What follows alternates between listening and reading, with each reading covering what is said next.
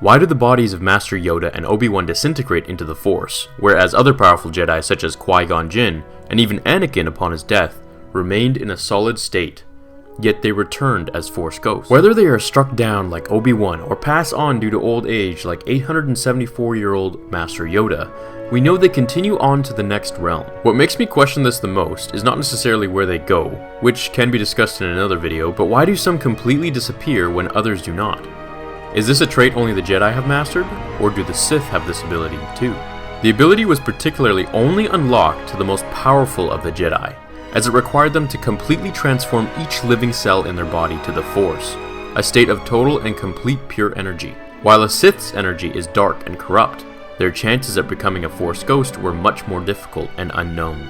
A Force spirit was only able to interact with certain Jedi and Force-sensitive users. This is why we could witness Rey's ability to hear Obi-Wan, Yoda, Vader, and Sidious in her flashback vision in The Force Awakens. Although she wasn't a Jedi, yet she is strong with the Force. In order to be seen and heard by the living, the spirit had to conjure itself with different types of manifestation. They could appear however they liked, within reason. Some appeared as a translucent cloudy orb of energy without any human features other than a voice, whereas others, like we've seen, were able to manifest themselves as the spitting image of their live counterparts, however only transparent and emitting an aqua glow. They could appear to anyone they wished. However, just like a walkie-talkie and a receiver, the living needed to be open to the channel being sent. This depended entirely on their strength in the Force. Sometimes a particular Force ghost would bind itself to a Force sensitive as a guardian, for the purposes of providing wisdom, insight, and offering aid when needed, like we saw Obi-Wan do countless times with Luke until he was a Jedi Knight in Return of the Jedi. Some ghosts were even powerful enough to link with the living's connection with the Force, allowing them to come into actual physical contact with one another. In addition to this, they still possessed some of their own Force powers, including new ones that could have never been achieved when they were alive, for what we know, such as instant transmission, traveling to a known destination in the galaxy by a mere thought.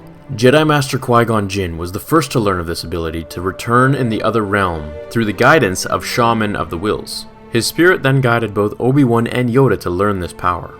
However, Qui-Gon was unable to vanish when he was killed by Darth Maul because he had not yet perfected the art of transforming each of his living cells into the Force like the other masters had learned through longer training, picking up where Qui-Gon had left off. Anakin also mastered this.